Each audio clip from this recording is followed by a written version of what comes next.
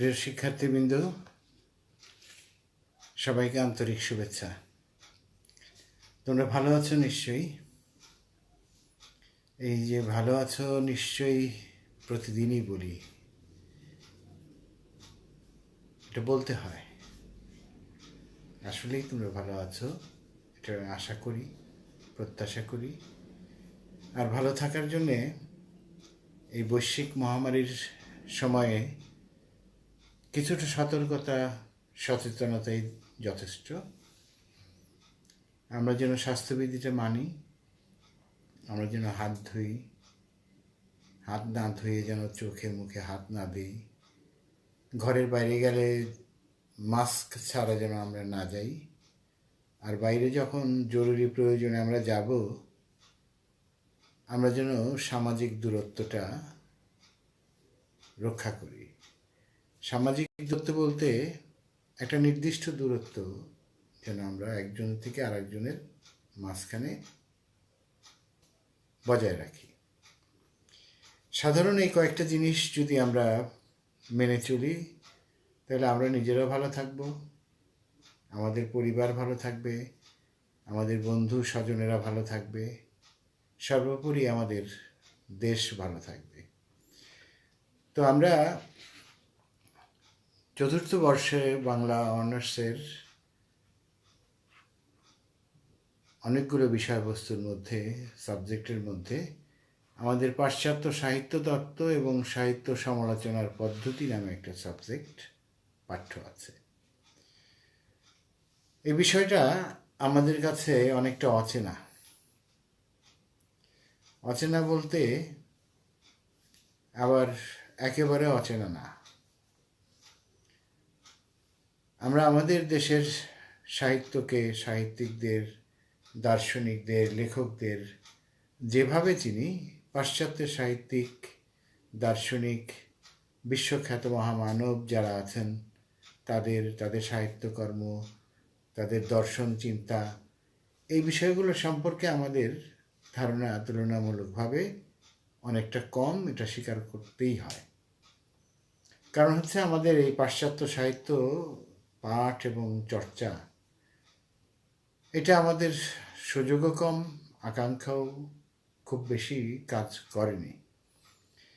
তো আমাদের এই পাঠ্যসূচির মধ্যে চতুর্থ বর্ষের এটি অন্তর্ভুক্ত করা হয়েছে। অত্যন্ত গুরুত্বপূর্ণ একটা বিষয়। আমি পৃথিবীর সেরা দার্শনিক, সেরা সাহিত্যিক, আমাদের দেশের বাংলা ভাষাভাষীদের বাইরে যারা আছেন তাদের সম্পর্কে আমাদের একটা ধারণা অবশ্যই থাকা দরকার। এবং সবচেয়ে বড় কথা হচ্ছে যে নক্ষত্রের মতো অসংখ্য বা উল্লেখযোগ্য অনেক ব্যক্তিত্ব আছেন যারা 2000, 2500 বছর আগে জন্ম নিয়েছেন, কিন্তু তারা আজও প্রাসঙ্গিক। আজকেও রাজনীতি, সমাজ, দর্শন, নানা বিষয়ে আলোচনা করতে গেলে, গবেষণা করতে গেলে, নীতি নির্ধারণ করতে গেলে তারা প্রাসঙ্গিক হয়ে আমাদের সামনে আসেন। এরকম কিছু ব্যক্তিত্বের কথা আমি বলি, যে বিষয়গুলো আমরা এই বইটি পড়তে যেয়ে বা এই সাবজেক্টটি পড়তে যেয়ে আমাদের জানতে হবে। আমরা সক্রেটিসের নাম শুনেছি। পৃথিবীর শ্রেষ্ঠতম একজন দার্শনিক। তার শিষ্য, ছাত্র প্লেটো, অ্যারিস্টটল, লঙ্গিনাস, হোরেস, এরকম অনেক বিখ্যাত মানুষ রয়েছেন যারা আমাদের এই সাবকন্টিনেন্ট বা আমাদের দেশের কেউ নন। তারা সারা পৃথিবীর চিন্তার জগৎকে আলোড়িত করেছেন। সারা পৃথিবীর মানুষের চিন্তার, দর্শনের ক্ষেত্রে একটা ভিন্ন মাত্রা, ভিন্ন দৃষ্টিভঙ্গিতে পৃথিবীকে, সমাজকে, রাষ্ট্রকে দেখবার সুযোগ করে দিয়েছেন, ব্যক্তি জীবনকে দেখবার সুযোগ করে দিয়েছেন। তো আমরা আজকে আলোচনার ভেতরে আনব প্লেটোকে, বিখ্যাত মানুষ যিনি আজও অপরিহার্য। প্লেটোর একটা বিখ্যাত বই আছে, গ্রন্থ আছে, সেটার নাম কি তোমরা জানো? হয়তো জানো, হয়তো জানো না। তোমরা জানো কি না এই মুহূর্তে আমার পক্ষে জানা সম্ভব না। বইটির নাম হচ্ছে রিপাবলিক। বিখ্যাত বই, রাষ্ট্রবিজ্ঞান, রাষ্ট্রচিন্তার ক্ষেত্রে এই বইটি আজও 2000 বছর পেরিয়ে আজও অত্যন্ত গুরুত্বপূর্ণ।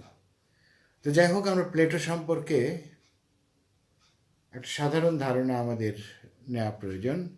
আমরা পর্যায়ক্রমে অন্যান্যদের, অ্যারিস্টটল, সক্রেটিস, এদের সম্পর্কে আমরা আলোচনা করব পরবর্তী ক্লাসগুলোতে।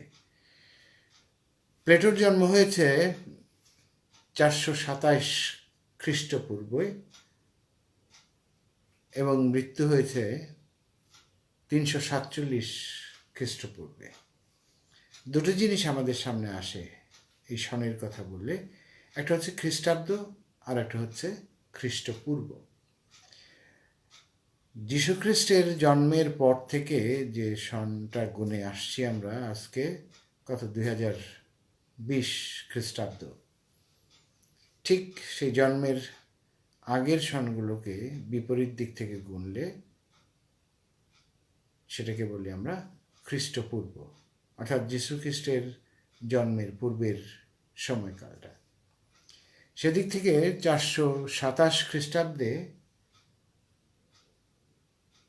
এথেন্সে, গ্রিসের এথেন্সে, বিখ্যাত নগরী, রাজধানী, সেখানে তার জন্ম হয়েছিল। তার পিতার নাম ছিল অ্যারিস্টন, মায়ের নাম পেরিকটিয়ন। আমি আবার বলি, অ্যারিস্টটলের পিতার নাম,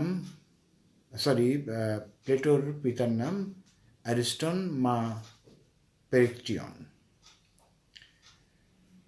প্লেটোকে বলা হয় ঈশ্বরের কৃপাধন্য মানুষ, ঈশ্বরের আশীর্বাদ পুষ্ট মানুষ। ধারণা করা হয় ঈশ্বরের সমস্ত আশীর্বাদ, মঙ্গল তার উপর অর্পিত হয়েছে। এই প্লেটো দেখতে অসাধারণ সুন্দর মানুষ ছিলেন।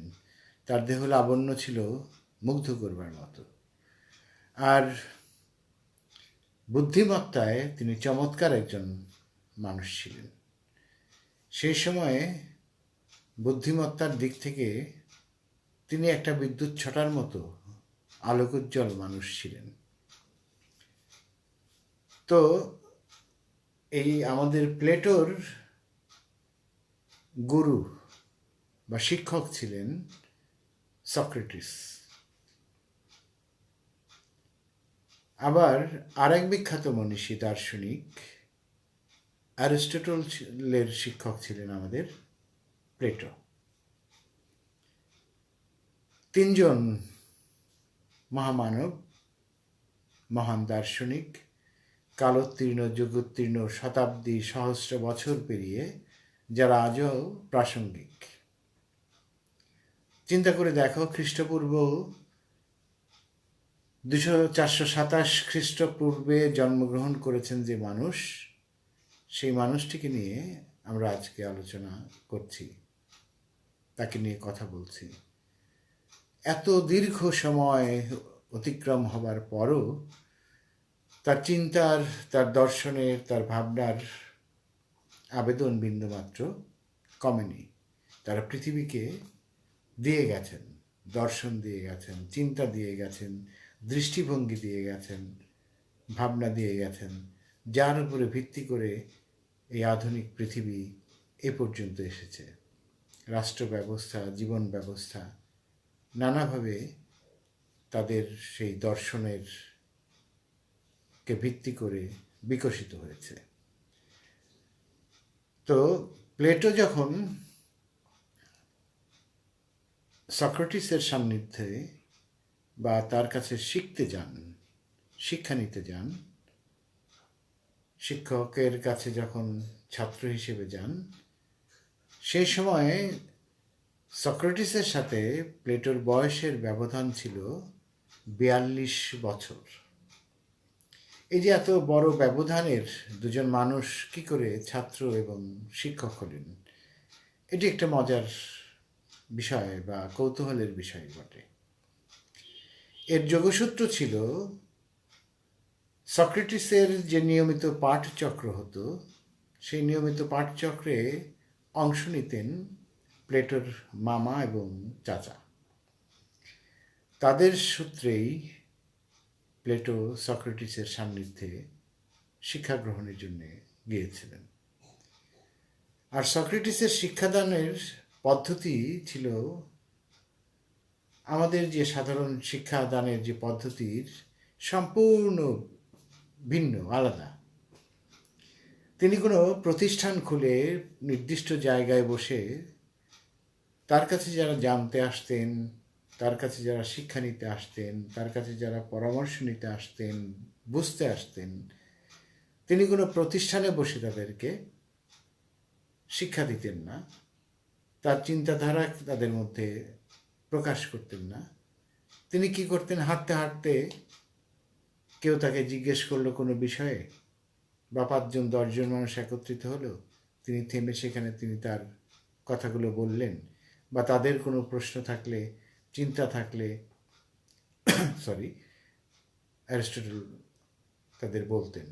কখনো গাছের ছায়ায় বসে তাদের ছাত্রদের নিয়ে তিনি, বা জ্ঞান অর্জনের জন্য যারা এসছেন তাদের নিয়ে তিনি বসতেন, কথা বলতেন, তার চিন্তা, তার দর্শনের কথাগুলো বলে যেতেন। কখনো হাটে, কখনো বাজারে, কখনো মেলায়, ঠিক এইভাবে। তো সেই মানুষের সান্নিধ্যে এসেছিলেন, শিক্ষক হিসেবে গ্রহণ করেছিলেন আমাদের প্লেটো, যখন প্লেটোর বয়স মাত্র 20 বছর। ওই যে বললাম, মামা এবং চাচারা সক্রেটিসের কাছে নিয়মিত যেতেন, তার কাছ থেকে জ্ঞান অর্জন করতেন, শিখতেন, জানতেন সেই সূত্রে। আর প্লেটোর জন্ম হয়েছিল একটা অভিজাত পরিবারে, এবং সেখানে শিক্ষার একটা অনুকূল পরিবেশ, সহায়ক পরিবেশ ছিল।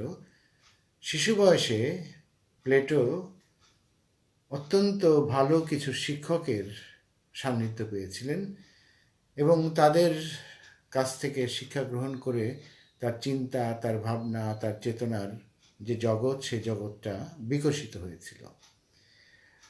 ফলত সক্রেটিসের কাছে যখন প্লেটো যান ছাত্র হিসেবে, অল্প কয়েকদিনের মধ্যে, কিছুদিনের মধ্যে সক্রেটিসের খুব প্রিয় ছাত্র হিসেবে প্লেটো পরিগণিত হন, বা নিজের জায়গাটা করে নেন। তো প্রসঙ্গত বলে নেওয়া ভালো, সক্রেটিস কিন্তু লিখতেন না। সক্রেটিস লিখতেন না, তিনি বলতেন, শুনতেন তার ছাত্ররা। প্লেটো যে কাজটি করতেন, সেই সক্রেটিসের বলা কথাগুলোকে সংলাপ আকারে লিখে রাখতেন, যেগুলো পরবর্তী পর্যায়ে গ্রন্থাকারে মানুষের কাছে এসেছে। তো সেক্ষেত্রে কেউ কেউ প্রশ্ন করত যে এটি কতখানি সক্রেটিসের কথা আর কতখানি প্লেটোর কথা। তো সেই বিষয়ে যে প্লেটো যেটি বলতেন, যে আমি খুশি হতাম যদি আমাকে দার্শনিক, আমাকে কি বলে, উৎকৃষ্ট মানুষ না বলে সক্রেটিসের প্রিয় ছাত্র হিসেবে যদি মানুষ ডাকতো, আমি খুশি হতাম। তো প্লেটোর ছোটবেলা থেকেই তার দেশ, রাষ্ট্র কাঠামো এবং কল্যাণকর একটি রাষ্ট্রের চিন্তা তিনি করতেন, ভাবতেন যে কি করে একটা কল্যাণকর, মঙ্গলকর রাষ্ট্র ব্যবস্থা গড়ে তোলা যায়। সে সময় যে রাষ্ট্রীয় কাঠামো ছিল, শাসন পদ্ধতি ছিল, প্লেটো সেটিকে খুব বেশি পছন্দ করতেন না। তো যে কারণে তিনি ভিন্ন চিন্তা সবসময় করতেন। তার নিজস্ব দৃষ্টিভঙ্গি ছিল, তার দৃষ্টিভঙ্গি নিজস্ব দৃষ্টিভঙ্গি ছিল। তো তারপরেও প্লেটোর এই যে রাষ্ট্র নিয়ে চিন্তা, সমাজ নিয়ে চিন্তা, এই কথাগুলো বা তার চিন্তার ভেতরে নতুনত্ব আছে, নতুন দৃষ্টিভঙ্গি আছে, নতুন দর্শন আছে, এই কথাগুলো গোপন থাকেনি। সে সময়ের প্রশাসন প্লেটোকে ডেকেছিলেন তাদের সাথে কাজ করবার জন্যে, সান্নিধ্যে থাকবার জন্যে, এবং প্লেটো সেখানে গিয়েছিলেন। কিন্তু প্লেটো সেই রাষ্ট্র ব্যবস্থাকে, রাষ্ট্র পরিচালনার পদ্ধতিকে খুব কাছে থেকে দেখে তার ভেতরে একটা বিতৃষ্ণা জন্মায়, এবং সেই বিতৃষ্ণা গভীর হয় সক্রেটিসের মৃত্যুদণ্ডের মধ্য দিয়ে। তোমরা জানো যে সক্রেটিসকে বিচারের নামে প্রহসন করে মৃত্যুদণ্ড দেওয়া হয়েছিল। সক্রেটিস তার দর্শন এবং চিন্তার সাথে আপোষ করেননি। তার যে চিন্তা, তার যে দর্শন, সে সময় প্রচলিত রাষ্ট্র, ধর্ম ব্যবস্থা, সমাজ ব্যবস্থার সাথে অনেক ক্ষেত্রে সাংঘর্ষিক ছিল। তো যারা রাষ্ট্র শাসন করতেন তারা সক্রেটিসকে বলেছিলেন যে তুমি বলো যেগুলো তুমি ভুল বলেছ, তাহলে তোমাকে মুক্তি দেওয়া হবে। সক্রেটিস রাজি হননি। তিনি বলেছেন যে আমি যেটা বলেছি, আমি কোনো ভুল বলিনি, আমি আমার বক্তব্য প্রত্যাহার করব না। তো বিচারের প্রহসনে সক্রেটিসকে হেমলক নামক বিষ পানে আত্মহত্যার আদেশ দেওয়া হয়েছিল, এবং তিনি সেই বিষ পান করে মৃত্যুবরণ করেছিলেন বা মৃত্যুদণ্ড কার্যকর হয়েছিল। তো প্লেটো সক্রেটিসের বিরুদ্ধে যখন রাষ্ট্র দাঁড়িয়ে যায়, তখন সক্রেটিসের যারা ছাত্র ছিল, শিষ্য ছিল, তারা শেষ পর্যন্ত কেউ সক্রেটিসের সাথে প্রাণ ভয়ে হোক, রাষ্ট্রযন্ত্রের কোপানলে পড়বার ভয়ে হোক, তার পাশে ছিলেন না। একমাত্র প্লেটো সক্রেটিসের শেষ পর্যন্ত তার সাথে ছিলেন। কিন্তু সক্রেটিসের যখন মৃত্যুটা ঘটে, তখন প্লেটোর রাজনীতির প্রতি যে মোহ, রাজনীতির প্রতি যে তার যে আগ্রহ, এই আগ্রহটা বিতৃষ্ণায়, গভীর বিতৃষ্ণায় পরিণত হয়, এবং তিনি রাজনীতির থেকে সরে দাঁড়ান। সক্রেটিসের মৃত্যুতে গণতন্ত্রের প্রতি সহজাত বিতৃষ্ণা বৃদ্ধি পেয়েছিল প্লেটোর, এবং তিনি ভাবতে শুরু করেছিলেন যে গণতন্ত্রকে, এই যে তথাকথিত গণতন্ত্রকে, বা তথাকথিত বলতে সেই সময়ে যে গণতন্ত্র বলতে যা বিদ্যমান ছিল প্লেটো সক্রেটিসের সময় রাষ্ট্র ব্যবস্থায়, সেটিকে উচ্ছেদ করে তার স্থানে কিভাবে তোমার বিজ্ঞতম এবং উৎকৃষ্ট চরিত্রের মানুষের হাতে রাষ্ট্র পরিচালনার ক্ষমতা দেয়া যায় বা দায়িত্ব দেয়া যায়, তিনি সেই বিষয়টা নিয়ে চিন্তাভাবনা শুরু করেন। তো সে সময় তিনি চিন্তা করলেন যে তার আরও এই চিন্তাকে বাস্তবায়িত করতে হলে তার প্রজ্ঞা, জ্ঞানের আরও বিকাশ সাধিত হওয়া প্রয়োজন।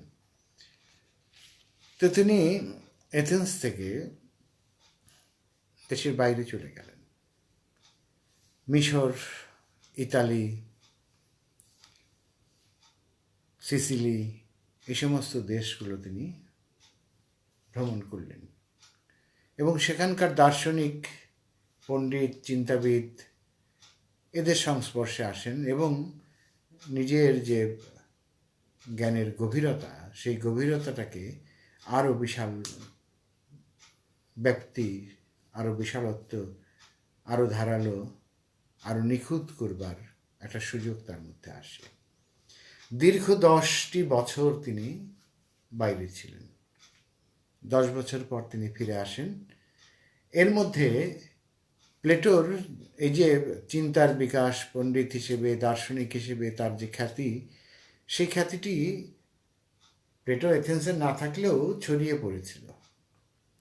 তিনি যখন ফিরে আসলেন, তার কাছে দলে দলে মানুষ আসতে শুরু করলো জ্ঞান অন্বেষণে, শিক্ষা গ্রহণের জন্যে, জানবার জন্যে, বুঝবার জন্যে, তার শিষ্যত্ব বরণ করবার জন্যে।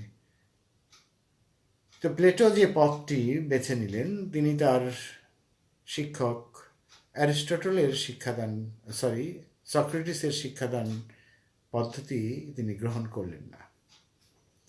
তিনি শহর থেকে একটু দূরে নির্জনে, একটু খোলা প্রান্তরে, একটু খোলা প্রান্তরে পৌরাণিক বীর অ্যাকাডিমাসের নামে স্কুল খুললেন, একাডেমি খুললেন, নাম দিলেন একাডেমি। এবং ধারণা করা হয়ে থাকে, এবং গবেষকদের, ইতিহাসবিদদের ধারণা, যে আমরা যে এই যে প্রাতিষ্ঠানিক শিক্ষাকে, একাডেমিক এডুকেশন যেটাকে বলি, প্লেটোর হাতেই সেই প্রথম স্কুল বলতে যা বোঝায় সেটির সূচনা ঘটেছিল। অ্যাকাডিমাসের নামে, পৌরাণিক বীর অ্যাকাডিমাসের নামে তিনি করেছিলেন।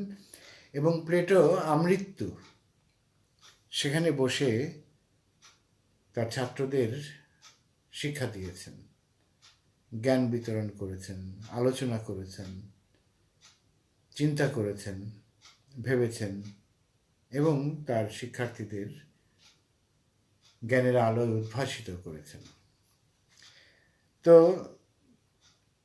প্লেটো যে সকল গ্রন্থ লিখে গেছেন তা পৃথিবীর সম্পদ হিসেবে বিবেচিত হচ্ছে, আজও বিবেচিত হচ্ছে। ওই যে আমি বললাম শুরুতে, একটা বইয়ের কথাই বললাম, রিপাবলিক।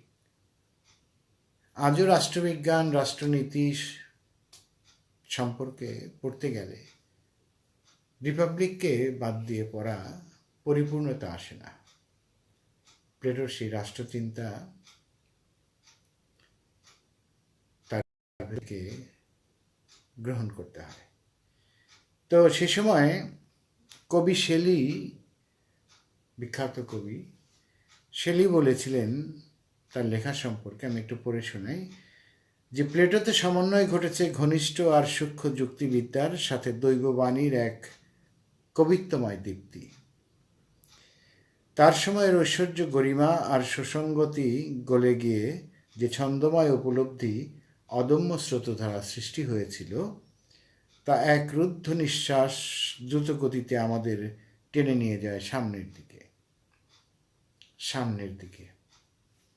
এই যে সামনের দিকে টেনে নিয়ে যাওয়া, এটি অত্যন্ত গুরুত্বপূর্ণ। তোমরা জানো যে সমাজ, সভ্যতা সামনের দিকে যায়, সভ্যতার চাকা কখনো পেছনের দিকে ঘোরে না। আর এই যে সামনের দিকে টেনে নিয়ে যাওয়া, এটি খুব সাধারণ বিষয় না, এটি অসাধারণ একটি শক্তি, অসাধারণ দর্শন, অসাধারণ বুদ্ধিমত্তা, অসাধারণ চিন্তা শক্তি এবং চিন্তা শক্তির দূরদর্শিতার একটা নিদর্শন। সেই শক্তিতেই সমাজ, রাষ্ট্র এবং পৃথিবীকে সামনের দিকে টেনে নিয়ে যায়। এবং শেলির মতো কবি তিনি বলেছেন যে দ্রুত গতিতে আমাদের সামনের দিকে টেনে নিয়ে যাচ্ছে। তার লেখা সাহিত্য গুণে সমৃদ্ধ ছিল। তিনি যে গদ্য লিখতেন, তার সেই গদ্যর ভেতরে কবিতার বৈশিষ্ট্য ছিল, কাব্যধর্মী ছিল, নাটকীয়তা ছিল, রূপকল্পের ব্যবহার তিনি করেছেন, নান্দনিকতা ছিল, অন্তর্মুখীনতা ছিল, প্রবাহমানতা ছিল। তো এসব কিছুই তার গদ্যের মধ্যে ছিল। তাহলে বুঝে নাও যে তার গদ্যের শক্তি এবং সৌন্দর্য কত মাধুর্যমণ্ডিত ছিল। কিন্তু নিজেকে তিনি সাহিত্যিক হিসেবে কখনো প্রচার করেননি, প্রতিষ্ঠিত করতে চাননি, পরিচয় দেননি। তিনি নিজেকে দার্শনিক বলতে স্বচ্ছন্দ বোধ করতেন এবং এই দর্শন চর্চাকেই তিনি অধিকতর গুরুত্ব দিয়েছেন, পছন্দ করেছেন। যে কারণে বলা হয়ে থাকে যে সমগ্র ইউরোপীয় আধুনিক দর্শন প্লেটোর ফুটনোট মাত্র, পাদটীকা মাত্র। আমি আবার বলি, শতাব্দী পার হওয়া প্লেটোর যে জ্ঞান, যে দর্শনের জগৎ এখনো প্রাসঙ্গিক, এবং বলা হয় তাকে তার দর্শন সম্পর্কে যে সমগ্র ইউরোপীয় আধুনিক দর্শন, সমগ্র ইউরোপীয় আধুনিক দর্শন হচ্ছে প্লেটোর দর্শনের ফুটনোট মাত্র। তাহলে চিন্তা করে দেখো যে প্লেটোর যে দর্শন, সেই দর্শনটা কত গভীর, কত বিশাল, কত সুদূর প্রসারী জ্ঞান এবং প্রজ্ঞায় পরিপূর্ণ। এই হচ্ছে সংক্ষেপে আমাদের প্লেটো। আমরা আগেই বলেছি যে প্লেটো 347 খ্রিস্টপূর্ব বা খ্রিস্টপূর্বাব্দে 82 বছর বয়সে মৃত্যুবরণ করেছিলেন। এই যে প্লেটো, অ্যারিস্টটল, সক্রেটিস, এদের মতো মানুষেরা, এরা আসলে মহামানব। 2000-2500 বছর আগে তাদের সেই চিন্তা আজকের এই 2020 সাল, সেই 20 সালেও হয়তো আরও কয়েক শতাব্দী, সহস্র বছর, যতদিন রাষ্ট্র থাকবে, সমাজ থাকবে, রাষ্ট্রচিন্তা থাকবে, দর্শন থাকবে, ততদিন তাদেরকে বাদ দিয়ে এগুলোকে এগিয়ে নিয়ে যাওয়া যাবে না। প্লেটোর মাহাত্ম্য হচ্ছে সেখানেই। আমি আজকে প্লেটো সম্পর্কে যে আলোচনাটা করলাম, এই আলোচনাটা হচ্ছে প্লেটো সম্পর্কে একটা সাধারণ ধারণা দেবার জন্যে।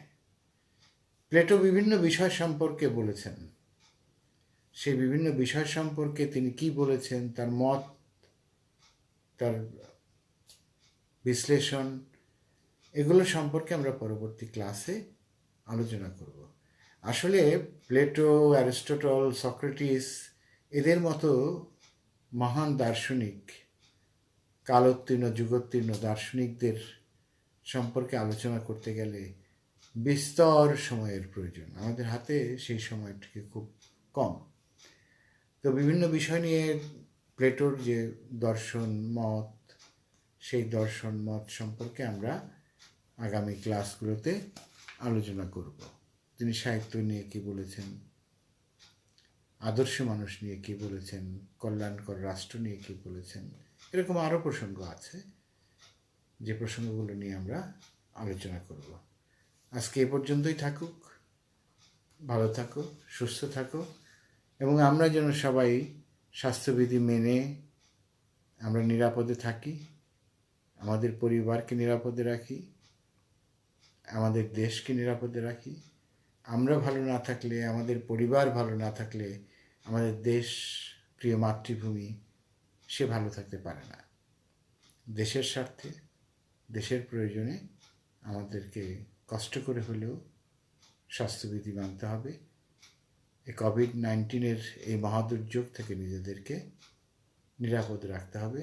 আমরা আশা করি এই দুঃসময় কেটে যাবে, আমরা আবার সেই স্বাভাবিক জীবনে ফিরে যাব। আমরা আবার আমাদের সেই ক্লাসরুমে আমাদের স্বাভাবিক পাঠদানের যে কার্যক্রম, সেই কার্যক্রমে আমরা অংশ নেব। এই আশা প্রত্যাশা রেখে, তোমাদের সবার মঙ্গল কামনা করে, সবাই ভালো আছো এই প্রত্যাশা করে আজকের মতো এই ক্লাস শেষ করছি। ধন্যবাদ সবাইকে।